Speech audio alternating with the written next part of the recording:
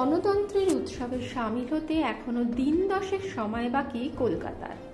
কিন্তু সোমবার যখন বঙ্গের 7 কেন্দ্রে চলছে পঞ্চম দফার ভোট গ্রহণ, তখনই ভোটদানে অংশ নিতে শুরু করলো মহানগর। শহরের 191 জন বৃদ্ধ বৃদ্ধা এদিন বাড়িতে বসেই দিলেন ভোট। আজকে আপনার বাড়িতে ইলেকশনের অফিসাররা নিজেরা এসছেন, এটা কোন অঞ্চল একটু যদি বলেন? এটা বেলেঘাটা, উত্তর পূর্ব।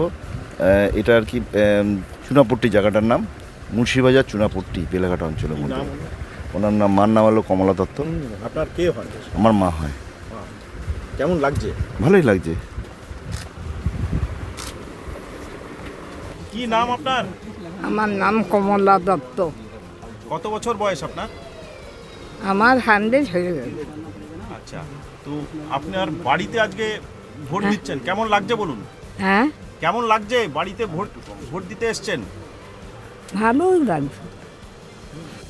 ভোট কেন্দ্র হাজির বাড়িতে, মুহূর্তে শোয়ার ঘর থেকে খাবার ঘর, কারোর আবার বসার ঘর। উত্তর কলকাতার চৌদালানলা বাড়ির উঠোনও পরিণত হলো পোলিং বুথে।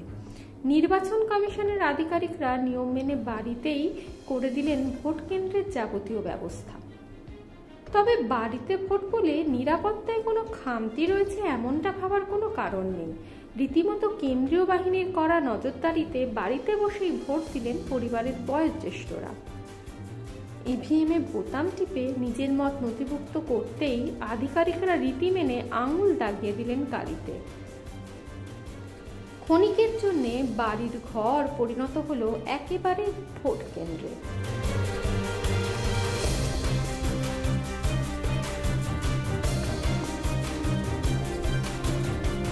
এদিন বেলেঘাটার শতায়ু কমলা দত্তের সঙ্গে একই দিনে ভোট দিলেন 91 বছরের কানাইলাল দাস ও তার স্ত্রী শান্তি দাস।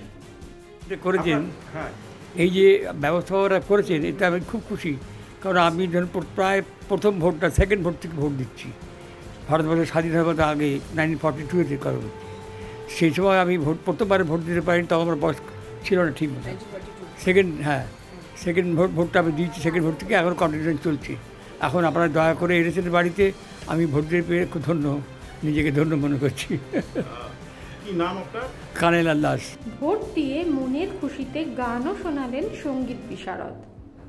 याद पिया की आए ए दुख सहा ना जाए, हाय राम याद पिया की आए।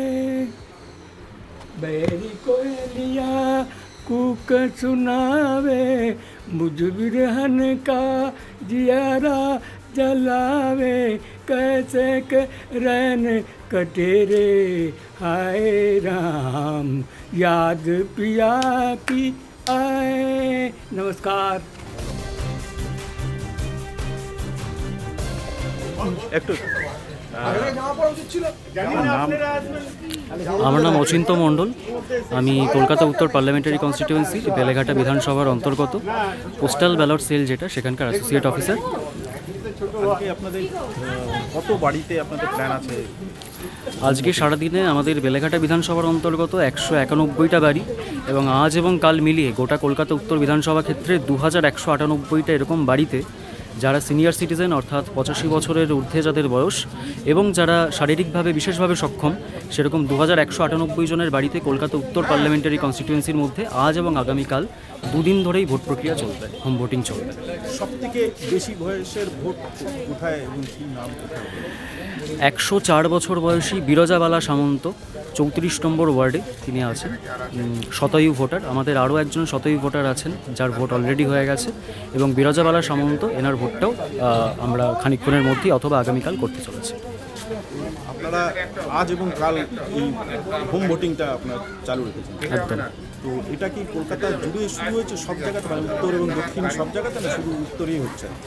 না, এটা ফেজ ওয়াইজ ভাগ করা আছে। আমাদের যেহেতু একদম শেষ ফেজে ইলেকশন হচ্ছে, শেষ দফায় ইলেকশন হচ্ছে, সেই শেষ দফায় যে লোকসভা ক্ষেত্রগুলো আছে তারা নিজস্ব সেট আপ অনুযায়ী তারা সেই ডেট নির্ধারণ করেছেন। কলকাতা উত্তরের ক্ষেত্রে 20 এবং 21 এই দুটো তারিখ নির্ধারণ করা হয়েছে। বাদবাকি যে লোকসভা ক্ষেত্রগুলো আছে সেখানে তারা তাদের মতো করে নির্ধারণ করেছেন এবং প্রত্যেকটা লোকসভা ক্ষেত্রেই এই হোম ভোটিং কিন্তু চলছে। কেমন চলছে এই হোম ভোটিং?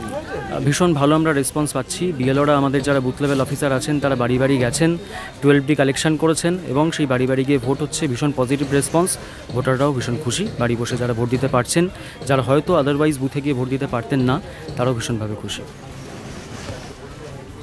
এদিন মোট 191 জন বৃদ্ধা বাড়িতে বসেই প্রয়োগ করলেন নিজের গণতান্ত্রিক অধিকার। নির্বাচন কমিশন সূত্রে খবর, শুধু উত্তর কলকাতাতেই আগামী সোমবারের মতো মঙ্গলবারও চলবে এই ভোট গ্রহণ প্রক্রিয়া। নির্বাচন কমিশনের আধিকারিক সূত্রে জানা গিয়েছে, শুধু উত্তর কলকাতাতেই এই দুদিনে 2198 জন ভোটার বাড়ি থেকে বসে দেবেন নিজের মূল্যবান মত।